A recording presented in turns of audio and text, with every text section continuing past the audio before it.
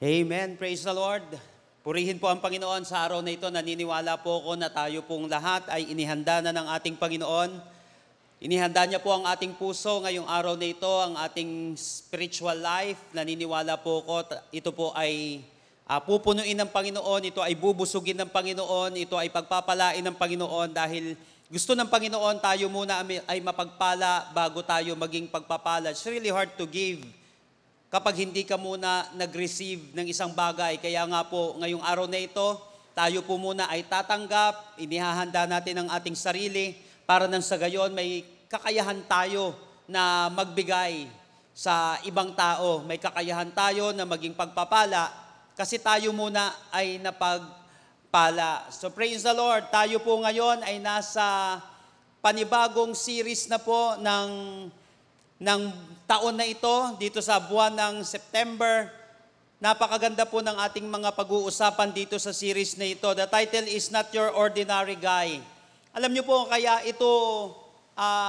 ko po ito naisip, marami po akong nakainan na kung saan hindi na siya, madalas nababasa ko ito, hindi na siya mga pangkaraniwan na pagkain ngayon.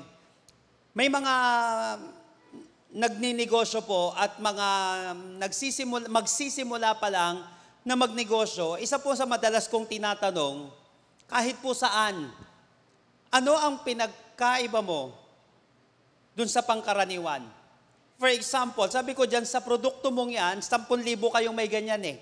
Paano ka mag-stand out dyan sa ginagawa mo? Kasi kung pare-pareho lang, mapapagod ka lang dyan. Hindi ka makakaramdam wala kang sense of fulfillment sa ginagawa mo.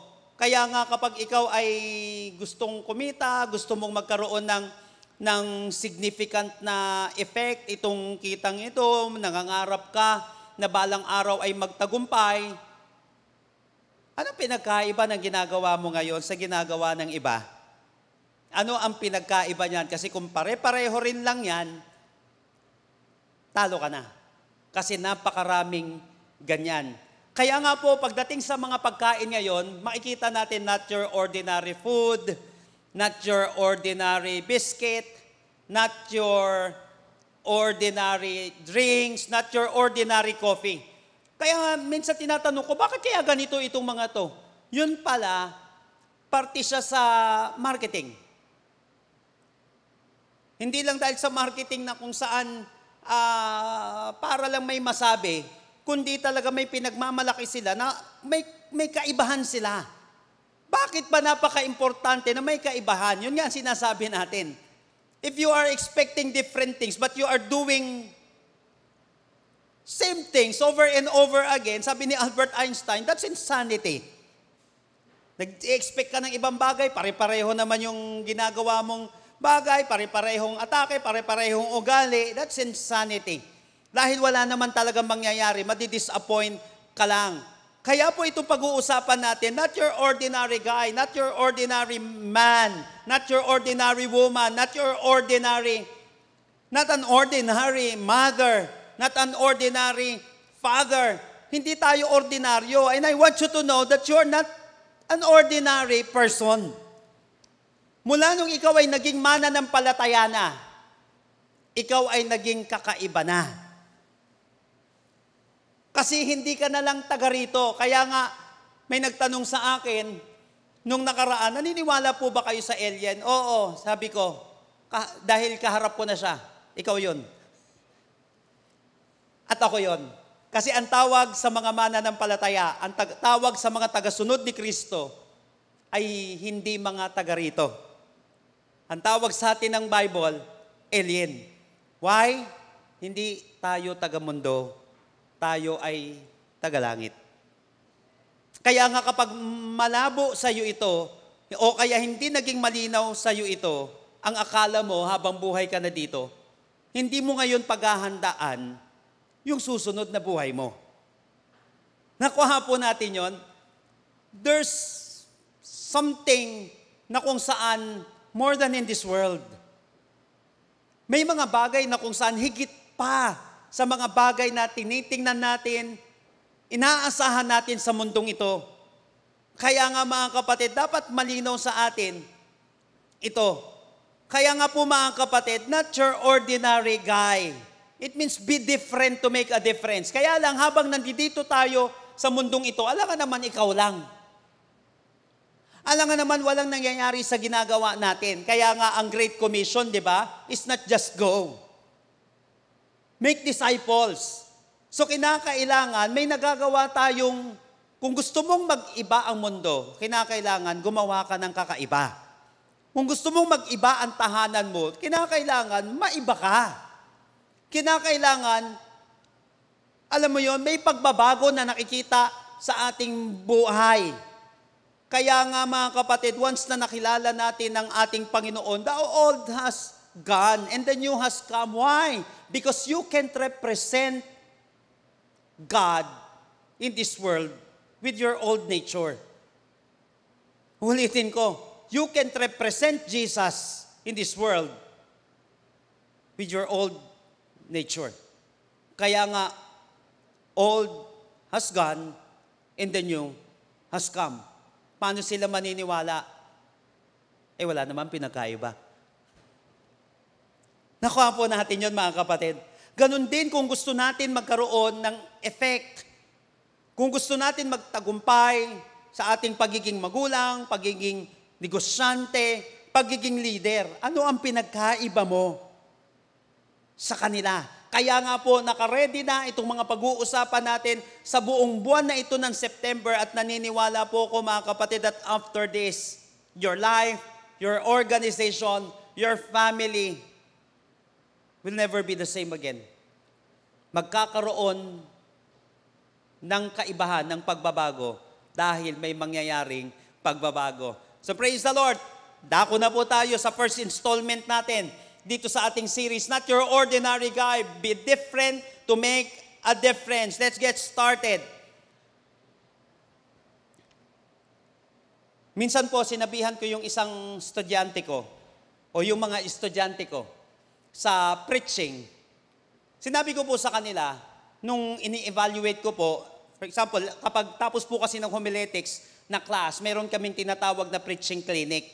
Pag-aaralan, public speaking, at hindi lang simpleng public speaking, dahil tingnan lang naman tayo, ang mga pastors ay hindi lang naman public speaker. Tayo ay biblical speaker din. Kaya lang sinasabi ko sa kanila, ang problema mo, sabi ko, naririnig na lang kita, pero hindi na kita nararamdaman. Uy. Nakikita na lang kita, pero hindi na kita nararamdaman. Naririnig ko na lang yung tinig mo, pero hindi na kita ramdam. Napaka-importante sa mga singers, napaka-importante sa mga public speakers, napaka-importante sa mga nanay at tatay. Baka nakikita ka na lang, pero hindi ka na nararamdaman. Baka naririnig ka na lang, pero hindi ka nararamdaman. So napaka-importante nitong mga pag-uusapan natin. Kaya nga kung ang bottom line nito, kung isusuma total mo, ang ibig sabihin nito mga kapatid ay walang iba kundi impact. Remember this. You are existing not just to make an income, but to make an impact. You are existing not just to make an income, but to make an impact. Tayo ay nag-i-exist sa mundong ito, hindi lamang para kumita, kundi magkaroon tayo ng halaga, magkaroon tayo ng, alam mo yun, ng halaga din sa ibang tao. Kasi aanhin mo yung mga bagay na yan. Simple lang yan, kapatid. Pero kapag ikaw ay may impact, ibig sabihin, nag-create ka ng change. Nararamdaman ka ng mga tao, nararamdaman yung negosyo mo ng mga tao, nararamdaman yung ginagawa mo ng mga tao, nararamdaman ka ng mga anak mo, nararamdaman ka ng magulang mo, nararamdaman ka ng mga kliyente mo, kakaiba ka, maniwala ka. Kasi baka minsan, nakikita na lang tayo, baka minsan, naririnig na lang tayo, pero hindi na tayo nararamdaman. Ang ibig sabihin nun, wala nang impact. You are existing not just to make an income, but to make an impact. Kasi kapag driven ka na lang ng income sa buhay, yung makukuha mo, yung magiging benefit mo, maniwala ka kapatid, walang mangyayari. Lalayuan ka. at walang mangyayari sa buhay mo. Lalayo ang blessing sa'yo. Lalayo ang oportunidad sa'yo. Lalayo ang tagumpay sa'yo kasi hindi ka naman ramdam eh.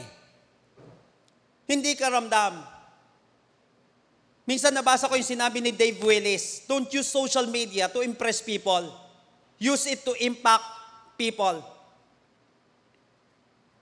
Don't use social media to impress people, but to impact people. Kaya nga mga kapatid, kapag ikaw ay nagkaroon ng, alam mo na, paggalaw mo yung tao, whether they were being encouraged, whether they were being rebuked or corrected, nakuha mo kapatid yung goal mo. Kasi nagkaroon ka ng impact. Kahit na minsan nainis sa'yo, o kahit na minsan parang na-correct sila. Pero balang araw, kung nagkaroon ka ng impact sa buhay niya, iisip-isipin niya yon.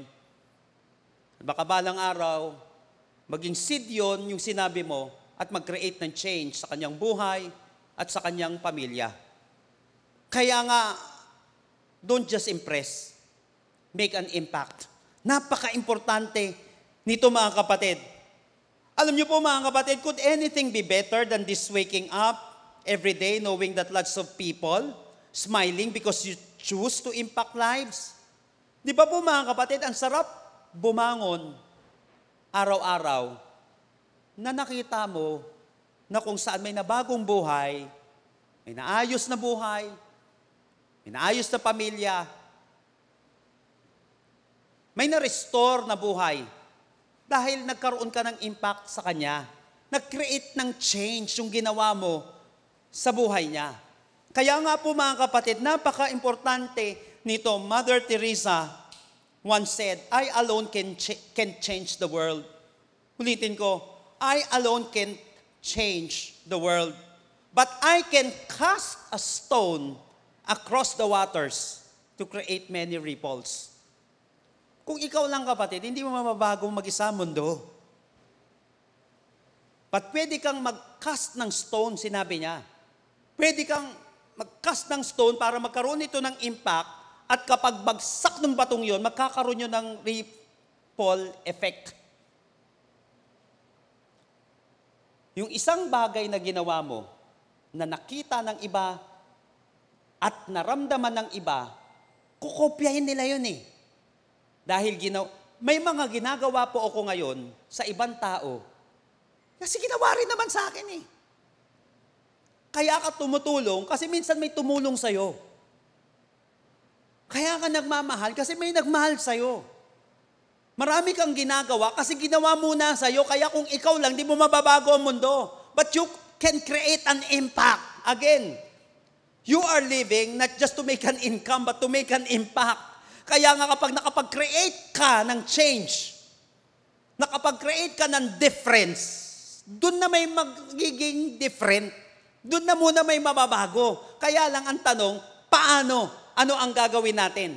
Lalo na tayong mga mananampalataya. Napaka-importante nito. At alam niyo po ba, tinuro na to ng ating Panginoong Hesukristo. I want you to open your Bible with me in Matthew chapter 5 verses 14 hanggang 16.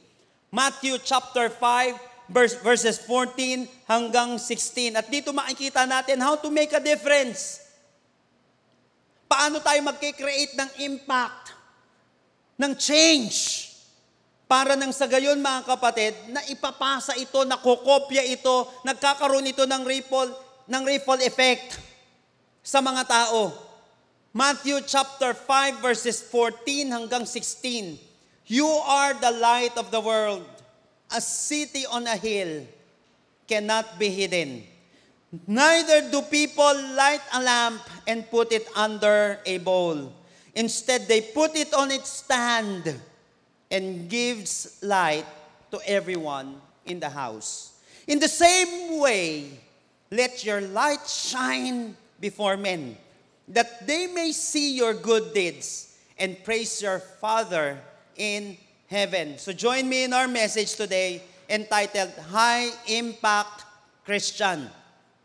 High Impact Christian. How to make a difference. Hindi ka lang naging mananampalataya para mag-exist. You were born to make an impact. Hindi ka naging Kristiyano para lang tumulala, para lang mabuhay ng simple. Once ikaw na naging Christian, hindi na simple buhay mo, maniwala ka. Kasi nagmumove ka na sa supernatural. Nagmumove ka na sa spiritual. Hindi na simple ito. And we were made to make an impact in this world. Hindi pwedeng wala. Kaya nga, laging itinuturo ito ng Panginoong Kristo. Kaya nga mapapansin natin ito mga kapatid, katatapos lang ng beatitude dito, tinuturo ni Lord, ano ka? Ano ba ang dapat mong gawin? Ano ba ang dapat mong maging mindset? Ano ba ang dapat mong maging behavior dito? Kasi gusto ni Lord, ramdam tayo. Hindi lang tayo nakikita, kundi nararamdaman tayo. Hindi lang tayo naririnig, kundi nararamdaman tayo. Ganyan tayo mga kapatid, dapat ramdam ka para nang sa gayon magkaroon ng pababago. How to make a difference. Number 1, I want you to share this link right now. Itag mo yung mga kaibigan mo at naniniwala ako mga kapatid, pagpapalain ka ni Lord pati ang mga taong makakarinig nito. Number 1, verse 14. Sabi dito ni Jesus Christ, you are the light of the world. A city on a hill cannot be hidden. How to make a difference? Paano ba nagiging high impact yung pagbagsak ng ganon, boom! Naaapektuhan yung hindi pangkaraniwang buhay. May naaapektuhan ka sa ginagawa mo. Nagkakaroon na matinding halaga ang buhay mo. At nakikita mo ito na may epekto sa maraming tao.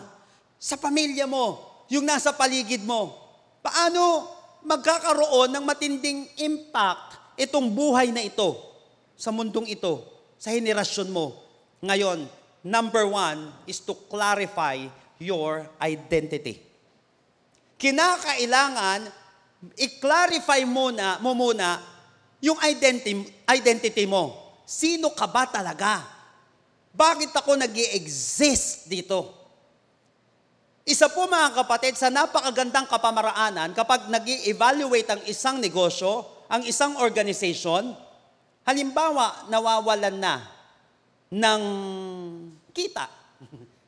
Nawawalan na ng saysay ang isang negosyo. Nagpaplato o pabagsak ito, or whether maganda pero gusto mo palalong pagandahin. Alam niyo po ang pinaka-technique lagi, babalik ka lang sa umpisa. What on earth am I here for? Reason for existence. Reason of existence. Bakit? In the first place, bakit ba nilikha? Bakit ba natin sinimulan ang negosyong ito? Kasi minsan, along the way, nakakalimutan mo yung purpose mo.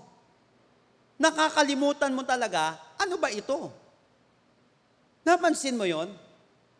Kaya minsan yung iba, I've remembered one time, nagbasa ako ng isang libro.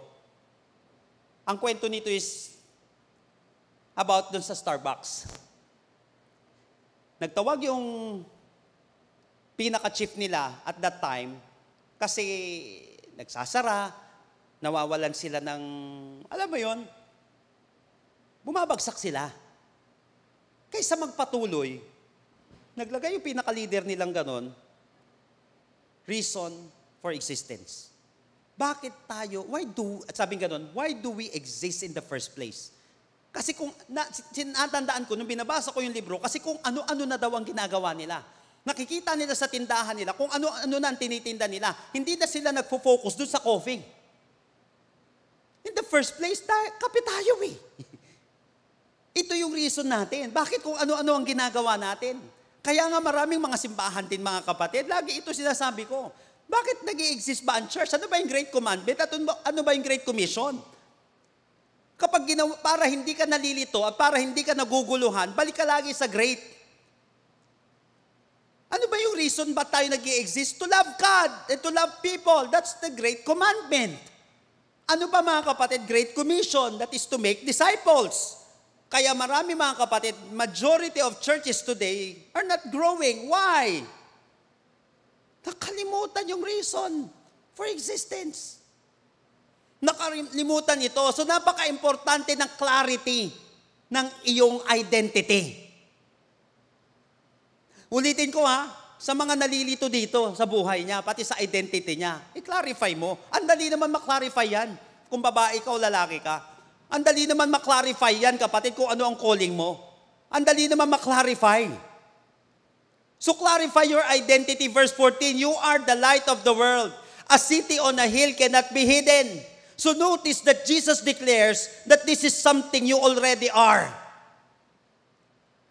Napansin mo? You are the light of the world. Biruin mo, binigyan siya ng title dito. You are the light of the world. There is no other spiritual life in this world except for Christians. Ulitin ko, kapatid, kung hindi pa masyado nag-sink in, walang ibang ilaw sa mundong ito. Liban kay Lord kundi ikaw na Kristiyano. Dapat malinaw sa'yo ito, kahit na, makinig ka maigi, kahit na napakagaling ng taong ito, kahit na napakagaling ng boss mo, kahit na napakagaling ng mga tao sa paligid mo, of course you appreciate them. But kung ikaw ang mananampalataya, you have to clarify your identity. There is no other spiritual life in your office. There is no other spiritual life in your family. There is no other spiritual life in your community except for Christians like you. Dahil yan ang identity ng mga mananampalataya. Kapag kinalimutan mo yan, ang tagal mo na sa school nyo, ang tagal mo na sa trabaho mo, hindi ka ramdam. Hindi ramdam. Now, kinakailangan maging malinaw sa atin itong bagay na ito. Sinabi dito, you are the light of the world. First, it is a God-given identity. Hindi lang ito self-appointment. Ang kagandahan dito, para ma-clarify mo yung identity mo, dapat malinaw na hindi mo imbento ito. Na hindi imbento ito ng mga Kristiyano. Na hindi imbento ito ng mga na-born again na mga tao. Kundi ito, mga kapatid, ay ibinigay ni Lord sa'yo. Nung ikaw ay nagiging mananampalataya, so taas noo ka ngayon, hindi sa pagmamayabang. Anong karapatan mo? This is my identity. I am the light of the world. Kaya nga, minsan pag-uusapan natin yung salt of the earth naman, ilalagay ko kasi yun sa ibang series natin. It is a God-given identity. So everybody needs to know their God-given identity, who they are in Christ. Alam niyo po, mga kapatid, sa totoo lang, many people just figure out how to live life with an identity. Malinaw sa kanila Importante yung identity mo. Importante yung identity natin bilang Pilipino. Importante yung identity natin bilang Asian. At kapag hindi mo nilakaran yun, mga kapatid, maniwala ka. Mamumuhay ka buong buhay mo na trying hard, copycat ka na lang. Noong nakaraan, may mga kausap ako. Anong mga disadvantage ngayon natin? May dami tayong mga disadvantage ngayon. Lalo na sa generation natin ngayon. Di marami kang masasabi. Ano naman ang advantage natin ngayon? Sabi nga namin noong nakaraan, alam mo, dati, hirap na hirap kami magsalita ng English. Diyan mabababa madalas. Karamihan ng mga estudyante, diyan natatakot, diyan mababa ang grades nila. Ngayon, alam niyo po, mga kapatid, saan na bumabagsak ang mga estudyante? Filipino subjects. Nasyak nga ako hindi na ako magsisinungaling. Alam niyo po ba, akala ng anak ko, Amerikano siya? Akala niya, pera niya, dollars. Natin dito, nasyak ako doon. So, kinakailangan, may balik ko yung identity niya. Ang dami ko nakausap ng mga teachers, ng mga magulang, nagbabagsakan yung mga estudyante ngayon sa Filipino. Hindi sa English. Why? Natural sa kanila ang pagsasalita. Na ganyan. Natural sa kanila yan. Hindi mo tinuturuan, natututo sila. Minsan pa nga mas magaling na sila sa atin. Nag-aral ako ng speech, kapatid. Nagbayad ako ng napakamahal. Tapos, makikita mo yung anak mo minsan, mas magaling sa'yo. Bakit? Natural sa kanila. Oh, ito naman ngayon. Di ba mabagsak doon ngayon sa English? Alam mo, ano namang advantage ng generation na ito? Alam mo, sabi ng iba, ang bilis nilang mag-analyze. Ang bilis nilang mag-isip. Di ba? Anong tawag sa atin? Dati, mahirap tayong mag-comprehend. Kung hindi tayo ang pinakamahina sa reading, sa comprehension, isa tayo sa pinakamahina sa buong mundo. Pagdating sa comprehension, nabasa nyo na po? Proven po ito mga kapatid sa pag-aaral. Mahina tayo sa comprehension. Alam nyo dahilan? Ang dami nating languages. Ang Asian, sabi ng coach ko dati sa speech, kapag nag-iisip tayo, nagsasalita tayo ng English, tinatranslate pa natin sa isip natin yan. Whereas yung iba na native sila doon, wala nang translation sa isip, walang effort. Natural na lumalabas sa kanila. Kaya tayo, nagbumuka tayong bobo. Nakuha natin? Kasi hindi natural sa atin yon. Instead na iniisip mo na lang, yung bagay na yan, yung solusyon na yan, nag-iisip ka pa kung paano mo sasabihin. Kaya lang yung generation natin, tignan nyo po mga kapatid, kapag Chinese, Chinese lang. Mas dominant sa kanila yung lengguwahe nila. Kapag Japanese, Japanese. Mas dominant yung kanilang salita. Yun ang lengguwahe nila sa eskwelahan. Yun ang lengguwahe nila sa pang-araw-araw. Tayo mga kapatid, pag pumunta kang probinsya, iba yung lengguwahe dun sa pinag-aaralan mo. Pag pumunta ka dito sa bayan, iba na naman. So nahihilo na tayo. Ano nangyari ngayon? Dahil maraming kabataan ngayon, halos English na ang kanilang salita. Ang dali na nila mag-analyze. Ang dali na nilang mag-isip. Na-break na nila yung barrier. Nakuha mo kapatid. O ba tayo napunta doon? Napaka-importante mga kapatid dito. Kaya nga mamimili ka. Tignan mo maigi kung sino ka talaga. Kung ano ka talaga. Hindi magkakaroon ng impact ang buhay mo kapatid kapag hindi naging malinaw kung ano ka talaga. Kasi mahihirapan ka eh. Mahihirapan kang mamuhay eh. Kasi hindi ka naman yan. Mahirap kapatid kapag magulo. That's the bottom line. Mahirapan kang mag-isip. Mahihirapan kang gumawa ng desisyon kung ikaw mismo naguguluhan. Kaya nga dapat malinaw sa iyo mga kapatid, itong identity ito ay God-given. Bigay sa iyo ni Lord ito. Maraming mga tao na figure out nila yung identity nila. Ito masakit. But hindi nila na figure out yung identity nila kay Kristo. Maguguluhan ka pa rin ngayon. That's why Jesus said in John chapter 8 verse 12, I am the light of the world. Uy. I am the light of the world. Ano ibig sabihin nito? Indeed mga kapatid, He is the only source of our light. Nung sinabi ni Lord na I am the light of the world, ibig sabihin mga kapatid, Jesus is the true light of the world. But as followers of Christ, we reflect His light. Jesus is like the sun, and we are the moon. So the moon has no light of its own, but it reflects the light of the sun. Ano ibig sabihin nun mga kapatid? Di ba yung buwan, wala naman talaga yung ilaw ng sarili nila. Pero bakit natin siya nakikita yung buwan? Lalo na pag full moon, di ba ang ganda? Galing sa araw yun. Anong ibig sabihin nun mga kapatid? Tayo naman mga mananampalataya, kailanman hindi ka mag-iilaw. Hindi ka magniningning kapag wala si Lord sa iyong buhay. Kasi God-given yung identity na ito. Kapag nawala si Jesus, o kapag wala si Jesus sa buhay natin, kapatid, kung wala si Jesus, forever na tayong madilim. I am the light of the world. He who follows me will never walk in darkness but will have the light of life. Habang buhay na tayong mamumuhay sa kadiliman kapag wala si Kristo sa ating buhay.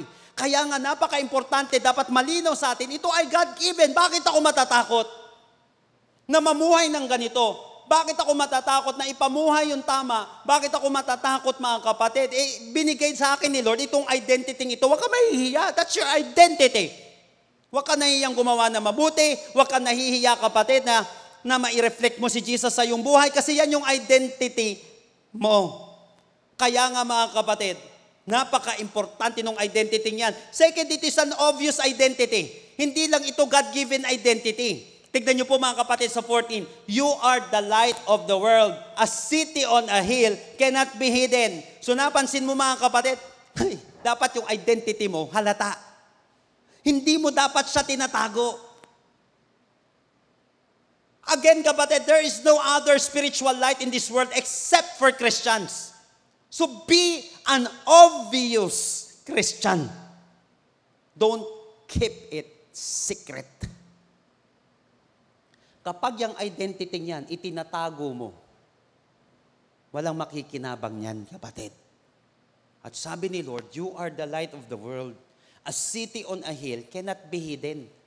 Don't hide your identity.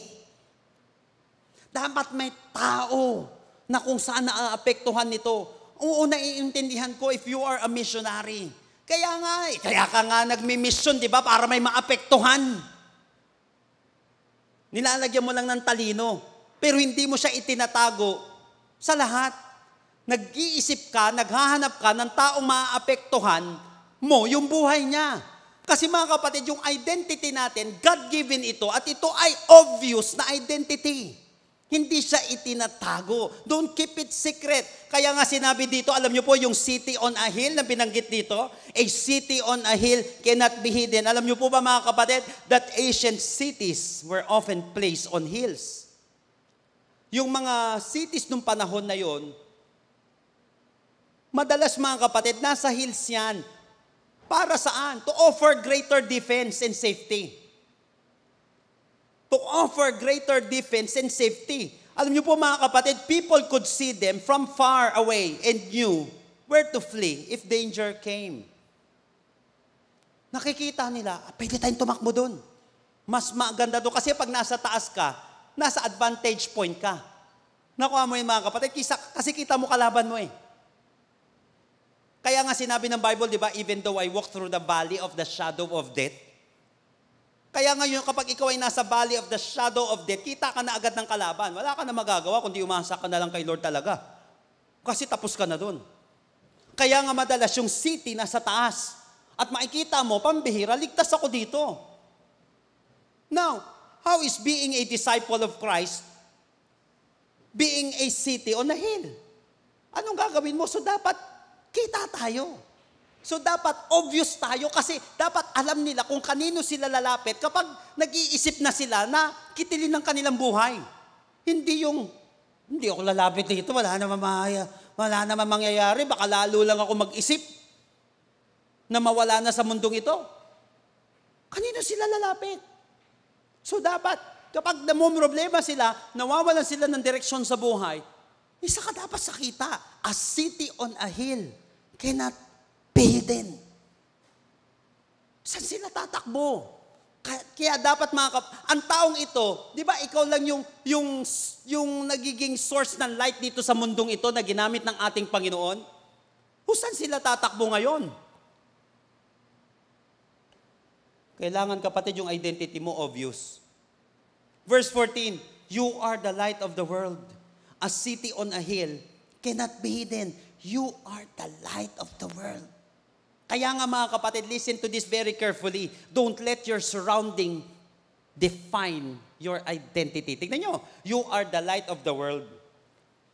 Ito yung sistema ng mundo na makasalanan. Ito yung mundo na kung saan pinananahanan ng kasamaan. So, ito na yung nakapalibot sa atin. Makinig ka maigi, kapatid. Don't let your surrounding define your identity. You are the light of the world. Kapag ikaw ay kay Kristo, may iba ka ng identity. Don't let your surrounding, kung pamilya mo, kapatid, lumaki kayo sa bisyo, wala kang magandang nakikita sa tahanan ninyo. Wala kang nakikitang maganda sa lugar ninyo. Wala kang nakikitang maganda sa lugar, sa mundong ito. Wala ka na nga nakikitang maganda, di ikaw yung maging maganda. You are the light of the world. Huwag mong hahayaan na magdi-define sa identity mo ay yung surrounding mo. Porket mahirap na pamilya mo, mahirap na rin ending mo. Porket wasak ang pamilya mo, wasak na rin ang magiging pamilya mo. Porket wala nangyari sa buhay ng mga tao sa paligid mo, wala na rin mangyayari sa buhay mo. Kapatid, hindi. You are the light of the world. Don't let your surrounding define your identity. Because your identity is in Jesus. Wala naman sa paligid natin yung identity natin eh. So dapat maging malinaw yung identity mo. Hindi ako ito. Every time na ikaw ay nagkakasala, every time na ikaw ay nagkakamali, every time ikaw ay nadudumihan, dapat ang utak mo, hindi ako ito.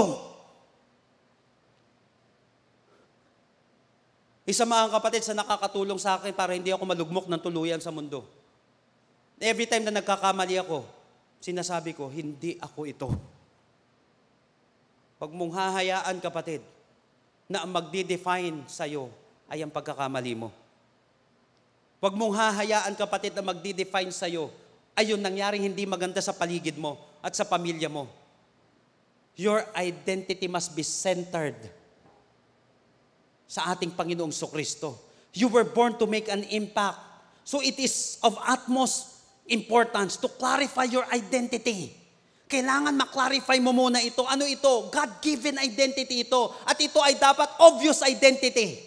So hanggat hindi mo kilala kung sino ka, kung ano-ano lang ang gagawin mo sa buhay mo at sa buhay ng ibang tao. Kailangan kilala mo kung sino ka. Hindi ka nagbibigay ng kadiliman, kundi kaliwanagan. Ito ay galing sa Panginoon at hindi galing sa demonyo, hindi galing sa kalaban. Again, hanggat hindi mo kilala kung sino ka, kung ano-ano na lang ang gagawin mo sa buhay mo at sa ibang tao, clarify your identity. Number 2, verse 15, neither do people light a lamp and put it under a bowl. Instead, they put it on its stand and gives light to everyone in the house. How to make a difference? Clarify mo muna yung identity mo. Dapat malinaw yon para masarap kumilos. Pangalawa, cast your influence. Cast your influence. Listen to this. Sa buhay, kung gusto mong magtagumpay, dapat magaling kang mag-catch ng vision. At mag-cast ng vision. Paano ka magkakaroon ng liwanag? Paano ka magkakaroon, kapatid, ng direksyon? Wala kang ang vision. Because vision gives direction. Napansin mo, kapag nakikita mo itong lugar na ito, pupunta ka sa lugar na yon. Kung saan na nakikita mo, doon ka papunta. Kapag ang nakikita mo, kawalan ng pag-asa, doon ka papunta. Kapag ang nakikita mo, may pag-asa pa, doon ka pupunta. Napansin mo, kapag na-inlove ka, sa isang tao, sa isang bagay, sa isang bilihan, sa isang produkto, doon ka pumupunta. Doon pinipindot mo, doon ka umu-order. May vision na catch mo yung vision. Kaya lang ang problema sa mga tao, mga kapatid, kulang. Hindi marunong mag-cast ng vision. Kapag ikaw ay isang leader, wag lang puro catch. Dapat marunong kang mag-cast. Kasi hindi lang naman ikaw ang gagawa. Kaya nga, kinote natin kanina, I alone can change the world. But I can cast a stone across the waters to create many ripples. Sinabi ni Mother Teresa, hindi ko kaya mag-isa. Nabaguhin ang mundo. Pero kaya ko magsimula. Para marami rin gumawa nito. Mag-cast ka ng stone across the waters. Simulan mo. Kailangan makita ng iba. Kinakailangan maramdaman ng iba para sila man din. Kopyahin yun. Paano mag-cast ng influence? Sinabi na dito sa text natin. First, mga kapatid, make it, listen to this, deliberate. Tingnan nyo po, verse 15. Neither do people light a lamp and put it under a bowl. Instead, they put it on its stand. They put it. So sinasadya ito, make it deliberate. Remember, ang tagumpay ay sinasadya. Kapag hindi mo sinadya, hindi ka makakapunta doon. Walang mangyayari. Kung gusto mong malabhan yung gamit mo, sasadyain mo magpalaba o maglaba. Kung gusto mong makaluto, sasadyain mo. Maraming nangyari sa buhay mo kasi sinadya mo. Kaya mo suot yan, sinadya mong isuot. Kaya ganyan yung buhok mo, sinadya mong na maging ganyan yung buhok mo. Maraming nakakabit sa katawan mo ngayon at ginagawa mo ngayon kasi sinadya mo ay kung sasadyain mo magtagumpay. Kung sasadyain mo magbago. Kung sasadyain mong maging pinagpala, mangyayari sa'yo. So make it deliberate. Para nang sa gayon, yung influence natin mga kapatid, kung ano ang pagkalikha sa atin ni Lord, naaapektuhan ng ibang tao kasi sinadya mo. Pupuntahan mo yung isang tao. May gagawin ka. Kung gusto mo magkatrabaho, sasadyain mo. Kung gusto mo magkanegosyo, sasadyain mo talaga. Ang tanong ngayon, sinasadya mo ba kasi? Sinasadya mo ba? Pangalawa, sa pagkakast mga kapatid ng influence, sadyain mo talaga. Kaya nga maraming kapamaraanan ngayon para maramdaman ka ng tao. Nandyan yung social media. Nandyan yung relationship. Pakikipag-relate sa tao, nandiyan yung connection. Kaya nga lang, handa ka bang sadyain ito? Make it deliberate. Pangalawa mga kapatid, sa pagkakas ng influence, make a difference. Tignan niyo po mga kapatid. Instead, they put it on its stand and gives light to everyone in the house. Ulitin ko. It gives light to everyone in the house. So, ibig sabihin, madilim. Pero kapag sinadya mo, mga kapatid, eto, make it sure na yung madilim, naliliwanagan sila. Make a difference. Kaya nga kapag deliberate ka lang, kilos ka lang ng kilos, at walang nagiging resulta. Wala rin kwenta. Asan yung influence? Nakuha mo mga kapatid? So don't just make it intentional. Make it effectual. May nangyayari na ba sa ginagawa ko? Ang tanong ko ngayon, may naaapektuhan na ba? Nung ginawa mo yan, nung sinabi mo yan, ginagawa na rin ba niya? Kaya importante sa akin ang monitoring. Hindi yung sa pagkokontrol. Actually, kasama sa management yun eh. Pag mo-monitor, siyempre titignan mo kung ginagawa o hindi. Alam ka naman, hindi. Nagsasayang tayo ng panahon pag ganun. So make it deliberate, at the same time, make a difference. Make a difference means to have a significant effect on a person or situation. So, I like what Pablo said. Never underestimate the difference you can make in the lives of others. Never underestimate the difference you make in the lives of others. Step forward. Reach out and help. This week, reach to someone that might need a lift. Huwag mo underestimate yun mga kapatid, yung pwede mong magawa sa isang tao. Kasi nga, nagkikreate yun ng ripple effect. Yung isa, ginawan mo ng maganda. Iisipin nun ngayon, kaya ako naman gagawin to kasi ginawa din naman sa akin to eh. At the same time, mamaya kasi, may nakakita sa ginawa mo, kukopyahin niya rin. Napansin mo kapatid ang paggawa ng mabuti? Dalawang bagay, kasi ginawan siya ng mabuti or nakita niya na may mabuting ginawa. Kinopya niya ngayon. So ang importante dito kapatid, may pagbabago nangyayari. Ulitin ko, make it intentional at the same time effectual. It gives light to everyone in the house. So hanggat walang ilaw, hanggat walang pagbabago, ay wala pang effect. Kinakailangan obvious. Kinakailangan may epekto ito. Alam niyo po, again, Mother Teresa said, never worry about numbers. Help one person at a time. And always start with the person nearest to you. Huwag mo muna problemahin. Minsan kaya hindi ka makasimula kasi buong mundo agad ang iniisip mo. Kaya hindi ka makapagsimula, buong barangay agad ang iniisip mo. Help one person at a time. Always start. Saan? With the person nearest you. Simulan mo sa pinakamalapit sa iyo para hindi ka na gumagastos ng pamasahe. Para hindi ka na masyadong napapagod. Yung energy mo, yung time, yung treasure, yung talent mo, ibigay mo sa pinakamalapit sa iyo. Sino ngayon ang mga pinakamalapit sa iyo? Yan ang unahin mo. Para nakakapagsimula ka na nagkakaroon ng epekto sa mga tao. O di ba mga kapatid, kaya nga maraming mga hindi lumalagong mga gawain eh. Kasi kung saan-saan pumupunta.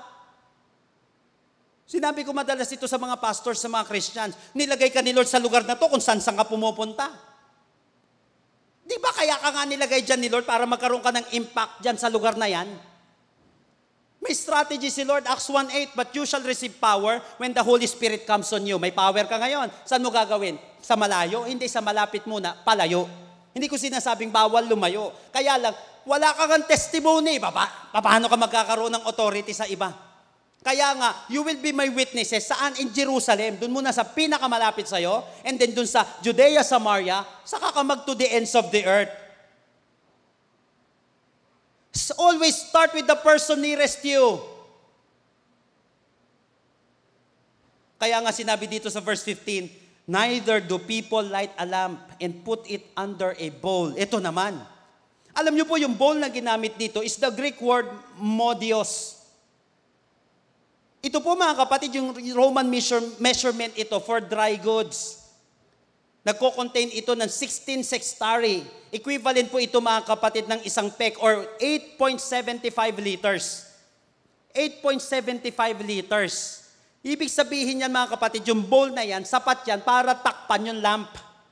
Imagine mo kapatid, nung sinabi dito, di ba? Neither do people light a lamp and put it under a bowl. Ibig sabihin, imaginein mo. Imagine covering a candle with a large container. Like a bucket. Naglagay ka ng kandila, sinakluban mo naman ng ganyan. Kaya kapatid, kung tatakpan ng bowl, ang lampara, mawawalan siya ng effect sa mga tao. Bakit? Tinakpan mo eh. Huwag mong tatakpan. Make a difference. Kaya ka nga nag-ilaw para mailawan yung iba. Ganyan ang pagkakas ng influence, kapatid. Make it deliberate and make a difference. Nag-iilaw na ba siya? Kahit hindi pa perfect, may ilaw na ba? May nangyayari na ba doon sa ginawa ko? Nakuha natin, kaya nga sa ang discipleship journey siya. Hanggat hindi mo nakikita na ginagawa niya, yung pagdidisipulo na ginagawa mo, kapatid, huwag mo hihintuan. Ituloy-tuloy mo. Kaya yung iba puro simula, kasi nga hindi malinaw ito eh.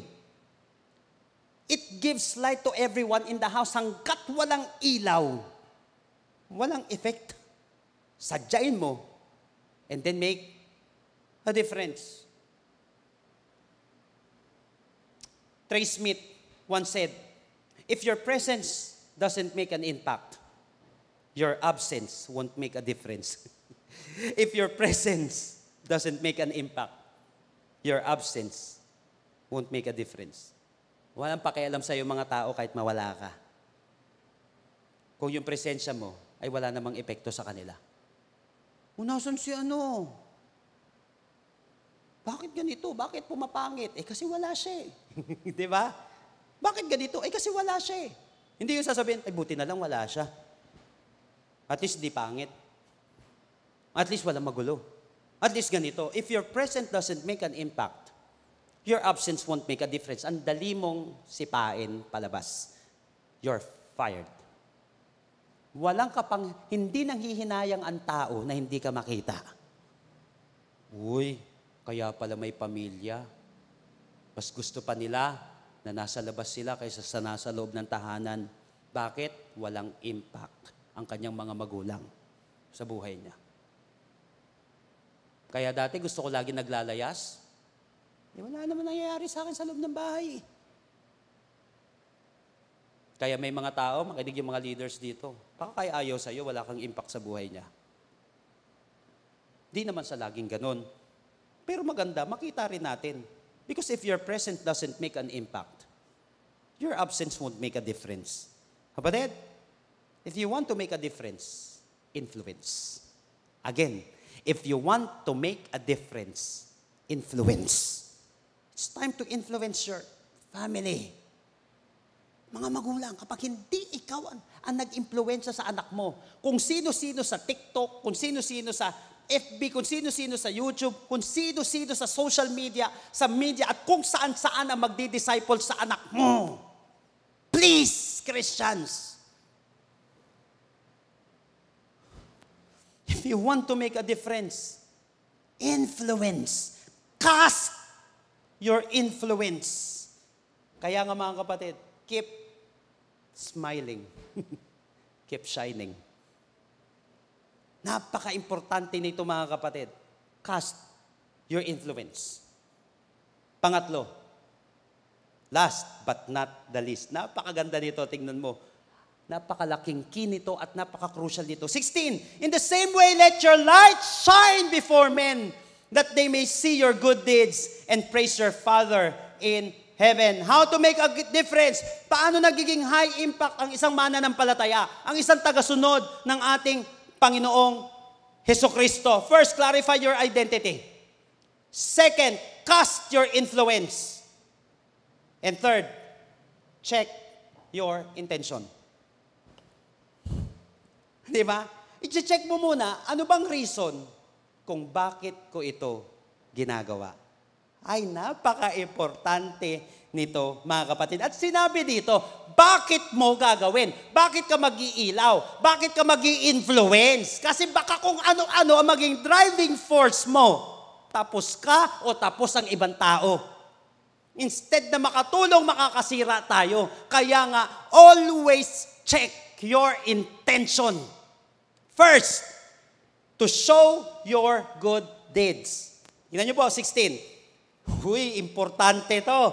In the same way, let your light shine before men, that they may see your good deeds. Mag-ilaw ka para makita yung ginagawa mo. Teka lang. Nakakita ka na ba ng mga tao? Nakakita ka na ng mga Christian? Ayaw pinapakita yung ginagawa nila?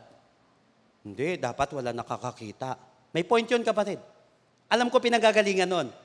Pero kapatid, mag-ingat-ingat ka. Baka nagkakamali ka ng intindi sa binabasa mo. Biruin mo, inutusan ka ni Lord. Let your light shine before men. Ikaw naman tinatago mo. Ano ba talaga, kuya? Ito yung sinasabi natin, mga kapatid.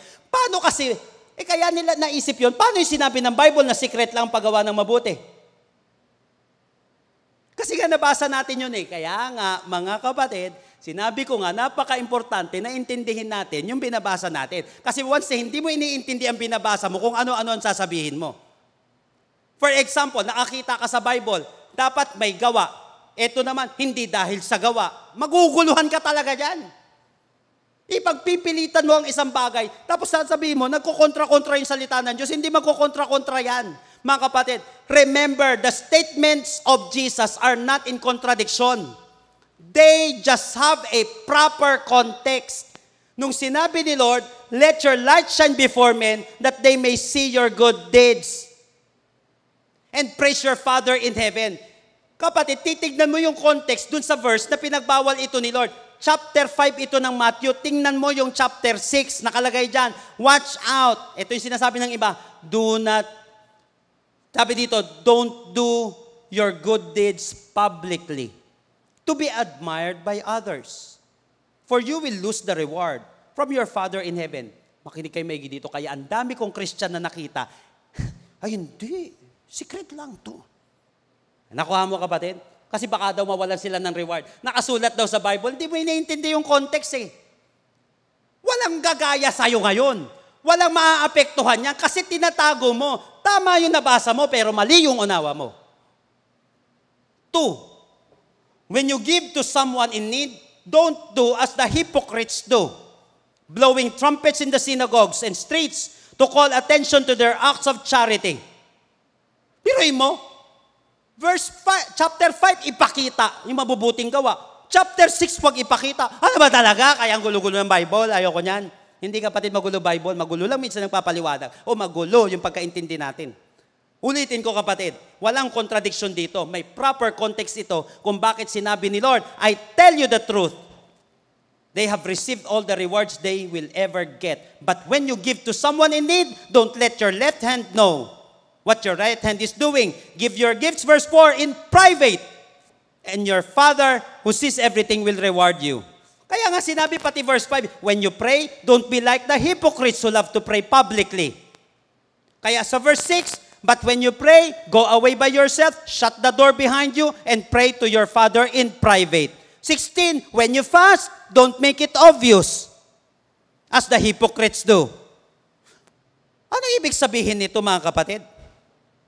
Anong ibig sabihin nun? Dito, huwag ipakita. Pagdating doon sa chapter 5, in the same way, let your light shine before men, that they may see your good deeds and praise your Father in heaven. Nakuha mo, kapatid? Huwag daw ipakita. Tapos dito ipakita. Paano i-reconcile nito? Sa hermeneutics, kapatid, ang tawag nito, mga kapatid, titignan mo yung law of synthesis na tinatawag. The principle of synthesis. Hindi nagko-contradict ang salita ng Panginoon. Yung interpretation may contradiction. Paano ito? Ano yung sinabi dito na bakit wag ipakita? Kapatid, motive is the key. Motive is the key. Sundin mo yung sinabi ni Lord na let your light shine before men that they may see your good deeds. Kasi dito, mga kapatid, sa chapter 6, napansin mo yung context? Bakit ginagawa ng mga Pariseo yon? Don't do as hypocrites. Hypocrites nga eh. Bakit? To call attention to their acts of charity. So people will admire them. Napansin mo, ang goal nila magpasikat. Ang goal nila, mga kapatid, para sa kanila. Sentro sa kanila yung goal nila. Kaya nga, kung yan ang goal mo, tantanan mo na yan. Kung ang motive mo ay magyabang, huwag mo nang ituloy. Always check your intention. But we have to obey what Jesus said.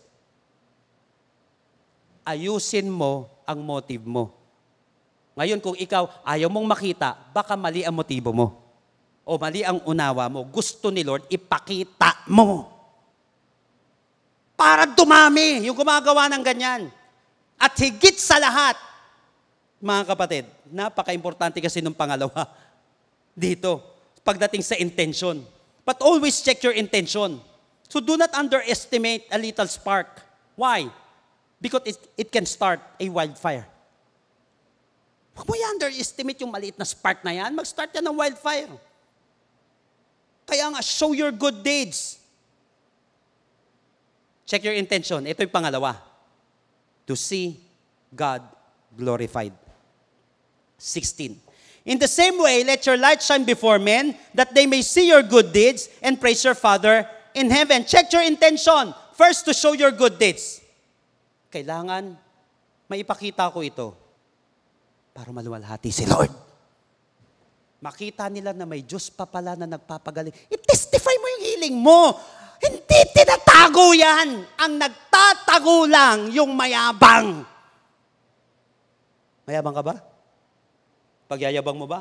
Kung hindi naman pala, bakit mo itinatago? Makakakilala sila ng healer. Makakakilala sila ng provider. Makakakilala sila, kapatid, na nagre-restore. Makakakilala sila, may pag-asa pa pala. Ang problema, tinatago mo eh. Linawin mo lang kasi yung intention to see God glorified and praise your Father in heaven. The chief end of a Christian is to glorify God. Kaya mo ginagawa yan para makita ng buong mundo na kung sa sarili ko hindi ko kaya ito. Tignan nyo yung Pasko, hindi ko kaya yan. Pero nandahil kay Lord, kaya ko ito ginagawa. May Diyos na kaya magbago ng sitwasyon. May Diyos na kaya magbago ng buhay. Kaya nga lang kasi, ayan na naman eh, kaya ayaw mong sabihin kasi mawawalan ka ng reward, sabi dun sa text. Kapatid, kung ang intention mo ay magyabang at hindi malinaw sa'yo ang purpose nito, wag mo nang gawin. Pero kapag malinaw sa'yo, gusto mong maluwalhati si Lord, kinakailangan, ipakita mo yun. Kapatid, listen to this. Kaya ka gumagawa ng mabuti, ay para ang Diyos ay maluwalhati. Ulitin ko, kaya ka gumagawa ng mabuti, para ang Diyos ay maluwalhati. Yan dapat ang intensyon. So, listen, don't be afraid to shine. Don't be afraid to shine. Especially if your intention is to drive people to thank God. Ang intention mo para mapasalamatan din nila ang Diyos, para mabigyan nila ng papuri ang Diyos, para masamba nila ang Diyos, para lumapit din sila kay Lord. Remember, mga kapatid, in every day, there are 1,440 minutes.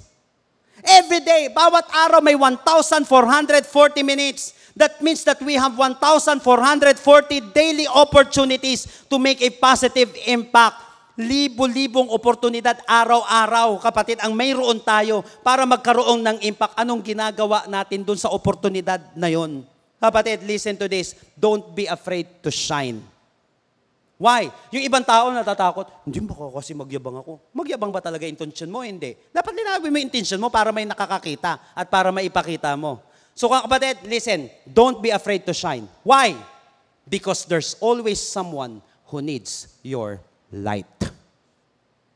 Let your light shine before men that they may see your good deeds and praise your Father in heaven. Don't be afraid to shine. Napansin mo, yung mga nagsashine, yun ang nilalapitan. Siyempre, kapag madilim ka, lalapit ka sa may ilaw. O bakit ka nagpapakabit ng kuryente sa Meralco? Ba't ka lumalapit doon? Ba't ka nag-a-apply? Bakit ka lumalapit para magkaroon ng kuryente kung saan man na company nagpo-provide sa'yo ng ilaw? Kasi sila ang may ilaw. Napansin mo, kapatid? Hindi lalapit sa'yo ang tao, wala ka namang ilaw eh.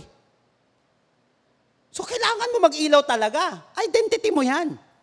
Ayusin mo, kapatid, sa eskwelahan mo, ayusin mo sa pamilya mo, ayusin natin sa mundong ito. Don't be afraid to shine. Because there's always someone who needs your light. So how to make a difference? Number 1, clarify your identity. Una pa lang, huwag kang kikilos hanggat hindi malinaw sa iyo ito. Remember that it is a God-given identity. Bigay ito ni Lord. You are the light of the world. Hindi ito imbento mo, hindi mo ito, kapatid, sarili mo, hindi, kapatid, bigay ito ni Lord. And it is also an obvious identity. Dapat ipinapakita, dapat halata. If you want to make a difference, number 2, cast your influence. Gusto mo pala may maapektuhan eh, so make it deliberate first. Then second, make a difference. Dalhin mo talaga yung ilaw doon hanggang maapektuhan sila ng ilaw na yon. Huwag kang hihinto hanggat hindi mo nakikita na umiilaw yung madilim na yon. Cast your influence. Dahil meron ka, you can give what you have. 3, check your intention.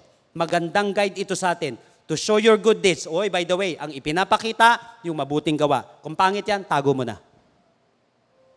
Huwag mo na ipakita. Bakit? Kokopyahin din niya ng anak mo. Kokopyahin din niya ng disciple mo. At kung nagkamali ka, ipakita mo na seryoso kang inihihingi ng tawad yon. Para nakikita ng iba, ay mali pala yon. Hindi yung mali na, hinayaan mo lang. Kung nyari, walang dating sa'yo. Ipakita mo sa anak mo, anak, mali ito, hingi natin ng tawad ito kay Lord. Huwag kang hindi na lang iimik. Ipakita mo, kapatid, yung good deeds. At kung nakagawa man na mali, ipakita mo bad yun. At hindi dapat ginagawa yun. Nakuha natin, mga kapatid. Second, to see God glorified. Kaya mo ginagawa yon para maluwalhati si Lord. Ang sarap mag-ilaw kapag alam mo yung intention mo. Don't be afraid to shine. Because there's always someone who needs your light. Marami nung nakaraan, nag-PM sa akin, nagpapasalamat. Nung binati ako dun sa birthday ko, salamat po, dahil ganito yung malaki po ang nagawa ninyo sa ibang bansa, hindi ko naman kilala yun eh. Nung ayaw na po ako sa buhay, eto intention, mga kapatid, kikitilin na daw nila yung buhay nila. Buti po napanood ko yung video ninyo. Napanood ko, may mga pastors na lumapit sa akin, ayaw ko na po sana maglingkod kay Lord. Kaya lang nakita ko itong mapakaikling video ninyo. Bakit mo ihihinto yan? Bakit mo hihinto ang pangangaral? Don't be afraid to shine. Because there's always someone who needs your light. Bumangon ka, kapatid, kung may, alam mo yung problema kang pinagdadaanan, magpatuloy ka. Kasi balang araw, yung test na pinanggalingan mo ay magiging testimony yan at makikita nila, pwede pa palang bumangon. Kahit na lubog ka na, lagi may pag-asa. Kaya kung sinasabi, kapag may problema ka ngayon, isipin mo lagi may pag-asa. Hindi pwedeng wala dahil balang araw may dadaan sa ganyang sitwasyon. Pagdaan nila sa ganyang sitwasyon, alam na alam mo sasabihin mo. Bakit? I was there. There's always someone who needs your light. Thank God, dumaan ako sa hirap. Thank God, dumaan ako sa problema. Hindi madali eh. Pero ngayon, kapatid, marami palang makikinabang doon sa problemang pinagdaanan ko. Marami palang makikinabang sa problemang pinagdaanan ng Amazing Hope. Marami palang makikinabang sa problemang pinagdaanan namin na sa family. Thank God. Hindi madali. But it is possible kapag malinaw sa iyo ang intention mo. Dalai Lama once said, nagustuhan ko ito yung sinabi niya. Listen to this. Anyone who thinks that they are too small to make a difference, tingnan mo to, has never tried to fall asleep with a mosquito in the room. Sino man daw na nag-iisip, napakaliit ko lang para may magawa. Sino ba naman ako para may magawa? Sino ba naman ako sa pamilya ko, sa estado ko? Minsan, di ba, nahahadlangan ka ng estado mo ngayon, kaya wala kang ginagawa. Kaya wala kang lakas ng loob. But anyone who thinks they are too small to make a difference, have never tried to fall asleep with a mosquito in the room. Baka hindi ka pa nakatulog na may mosquito. O, sino na sa inyo, nakagat ka na ng lamok? Ang liit-liit nun. Pero naapektuhan ka. Yung magsasabi. Ngayon sasabihin mo, ganyan ka lang? Sasabihin mo, maliit lang? Yung pamilya ninyo? Sabihin mo, yung pinag-aralan mo, ganyan lang? Sabihin mo, sino ba naman ako? Hindi naman ako kasing yaman ng iba. Hindi naman ako kasing sikat ng iba. Kapatid, di mo kailangan yun. May identity ka. Anyone who thinks that they are too small to make a difference has never tried to fall asleep with a mosquito in the room. Kahit maliit, may epekto. Yung maliit na ginagawa mo, yung kakaunting ginagawa mo, malaki ang magiging epekto sa ibang tao. Maybe sa'yo maliit, maybe sa'yo kakaunti, pero sa kanya, buhay niya na yan. Pero sa kanya, kailangan niya yan. Yung isang lata ng sardinas, yung isang gatang ng bigas na maibibigay mo, mga kapatid, sa'yo maliit yan, sa pamilya niyo maliit yan, dahil 20 kayo. Pero sa kanya, mabubuhay na ng isang araw yung anak niya at yung pamilya niya dahil sa gagawin mo. Maybe yung sinabi mo, mahal ka ni Jesus, may pag-asa pa. Para sa'yo, araw-araw mo na naririnig yan eh. Pero sa isang tao na nangangailangan ng word na yan, importante yan. Bakit mo itatago? Bakit mo ipagkakait si Jesus? Sa mga tao sa paligid mo. Don't be afraid to shine. There's always someone who needs your light. Now, kung gusto mong magkaroon ng pakinabang, ng effect yung buhay mo, anong gagawin mo? Hindi ko kaya ito. Madumi ako, hindi maganda ang pamilya mo. Kapatid, kuha ka sa source ng ilaw. Jesus said in John 8:12, I am the light of the world. Tinanong ko na ito, Lord, paano po ako magsisimula? Gusto ko po magbago, kaya lang, kinukonsensya ako. Paano to? Pag nakita nila yung pamilya ko, ganito. Pag nakita nila yung buhay ko, hindi naman kasing ganda ng iba. Paano ako, Lord? How can I make a difference? Paano ka mag-iilaw? Di kumuha ka dun sa may ilaw. Walang ba kayo kay Lord? Gusto mo magsimula? Simula ka kay Lord, kapatid. Kaya mo. Kapag magsisimula ka kay Jesus. I want you to close your eyes right now.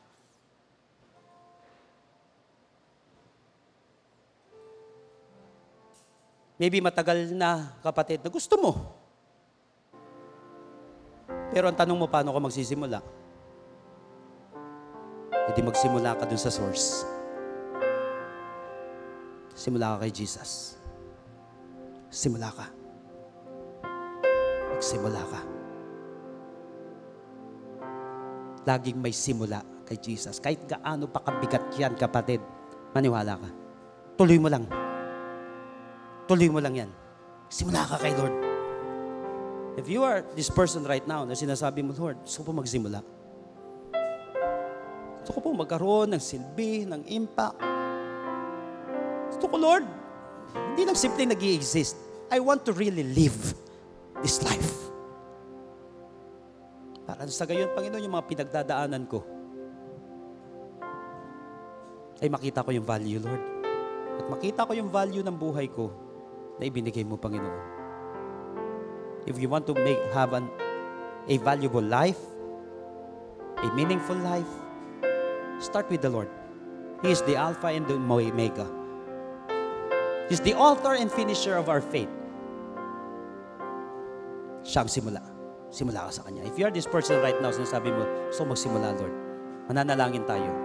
But make it your personal prayer. And I believe that after this, your life will never be the same again. Tell it to Jesus right now, Lord Jesus, Lord Jesus, come into my life. come into my life. I surrender my heart to you. I surrender my heart to you. I admit that I'm a sinner, I admit that I'm a sinner. but I believe that you are my Savior. I believe that you are my Savior. Starting today, Starting today, be the Lord of my life. be the Lord of my life. Save me. Save me. In Jesus' name, In Jesus' name. Amen. Kapatid, kung ipinanalangin mo yan, sinasabi mo, Lord, bigyan mo po ako ng ilaw. Gusto ko po magsimula. At gusto ko, Panginoon, ma-share ito sa mga tao. Ayoko, Lord, masayang. Yung ginawa mong maganda sa buhay ko, maramdaman din nila. Ayaw ko lang, Lord, na napapakinggan lang nila ako. Ayaw, Lord, na nakikita lang ako ng pamilya ko, ng mga tao sa paligid ko. Hayaan mo po, Panginoon, na maramdaman din nila ako. Na maramdaman din nila kami, Panginoon. Na makita nila, Panginoon, yung Diyos na kaya magligtas, kaya magbangon, kaya magpagaling. Simula ka kay Lord. Ngayong oras na ito, kapatid, ikaw at ang ating Panginoon, I will give you just 1 minute right now. Ikaw, sa Jesus, pumangon ka, kapatid. Show up. Show up. Simula ka kay Jesus.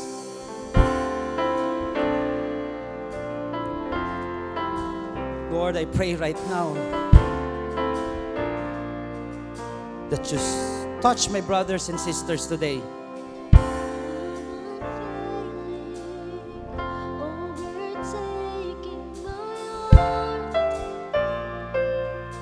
Sa lahat ng gustong magsimula, sa lahat ng gustong magkaroon ng halaga, kuha ka ng ilaw kay Jesus at ipasa mo ito sa iba. Kahit maliit na bagay para sa'yo, sa iba malaking bagay na yan. Baka maliit na bagay na lang sa'yo, kapatid, yung mag-akay, yung magyaya, yung mag-share. Sa'yo maliit, kapatid, araw-araw mo na naririnig yan eh. Baka ganun na tingin natin eh. Sa ibang tao na nasa dilim, sa ibang tao na nagugutom, sa ibang tao na mabigat yung pinagdadaanan, malaking bagay yung ilaw na ipapasa mo. Huwag mong ipagkait yan sa iba, kapatid. Don't be selfish. Let your light shine. Walang sinabi si Lord na malaki o maliit na ilaw.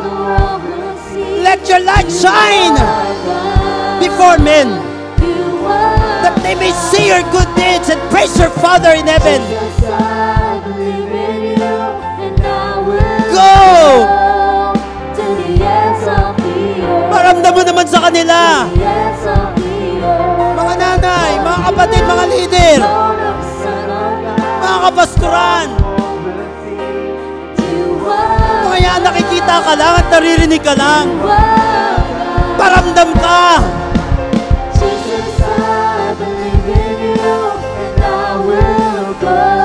Paramdam mo yan, kapatid.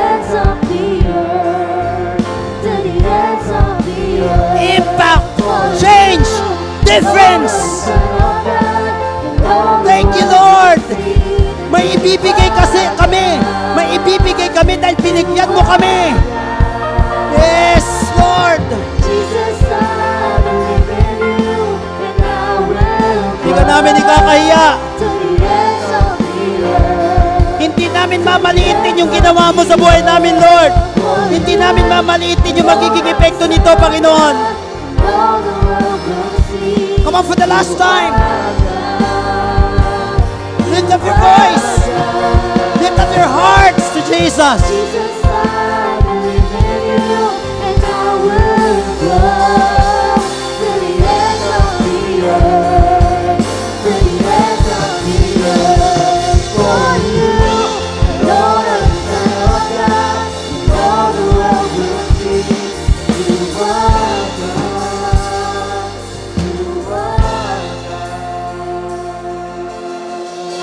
Maraming salamat po, Panginoon, dahil muli mong ginigising ang aming tunay na pagkatao, Lord.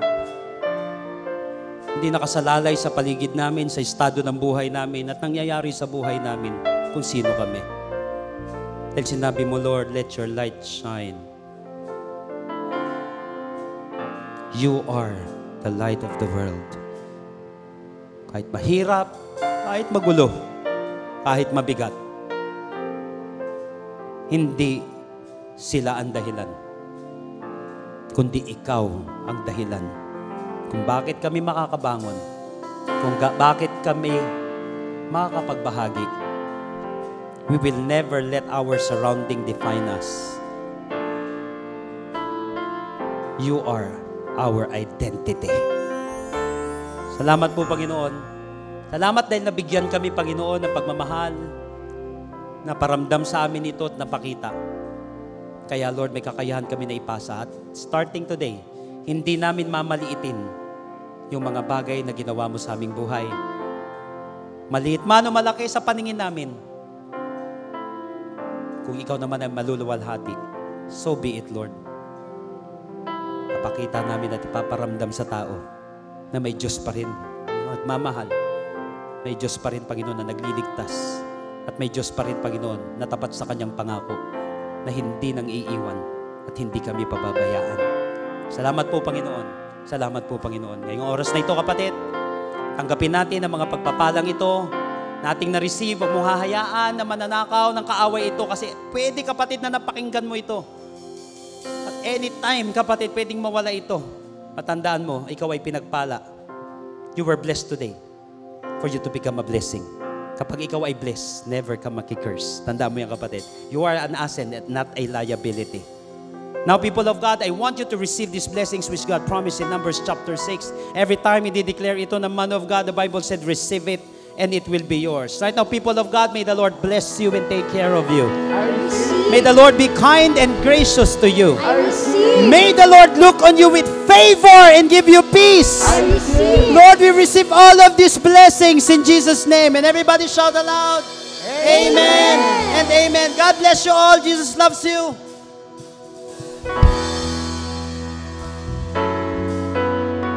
God bless you. See you again next